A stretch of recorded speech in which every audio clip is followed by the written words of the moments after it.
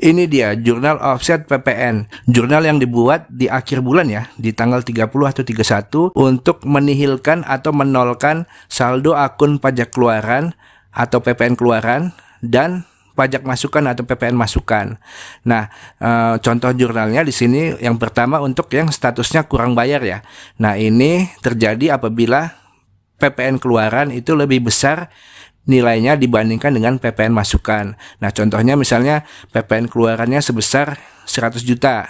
Nah, lalu PPN masukannya sebesar 70 juta. Maka ada selisihnya itu kurang bayar ya, sebesar 30 juta. Jurnalnya, rekan-rekan buat jurnal offsetnya ini, rekan-rekan debet ya, PPN keluaran sebesar 100 juta. Nah, lalu rekan-rekan kreditkan PPN masukan sebesar 70 juta.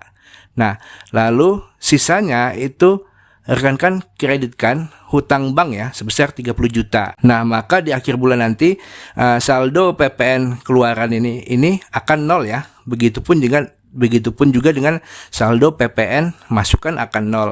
Nah, nanti pada saat tiba waktu pembayaran PPN ya, nah rekan-rekan buat jurnal, rekan-rekan debet hutang pajak sebesar 30 juta.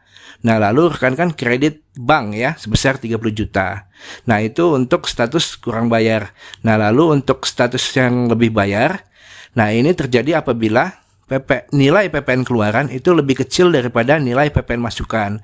Nah, contohnya di sini di akhir bulan saldo PPN keluaran sebesar 50 juta. Nah, saldo PPN masukan sebesar 70 juta. Nah, maka ada selisih 20 juta ya lebih bayar. Nah, jurnal offsetnya ini rekan-rekan debet ya PPN keluaran sebesar 50 juta. Nah, lalu rekan-rekan kreditkan PPN masukan.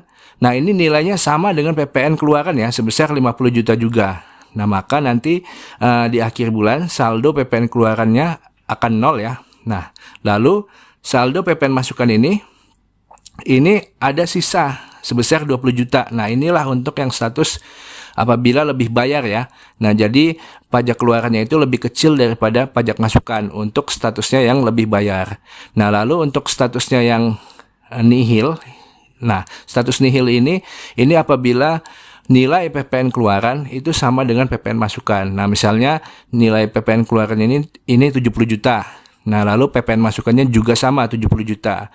Nah, maka rekan-rekan buat jurnal itu rekan-rekan debet PPN keluaran sebesar 70 juta. Nah, lalu rekan-rekan kreditkan PPN masukan sebesar 70 juta. Maka di akhir bulan saldo PPN keluaran nol, saldo PPN masukan juga nol. Nah, seperti itu.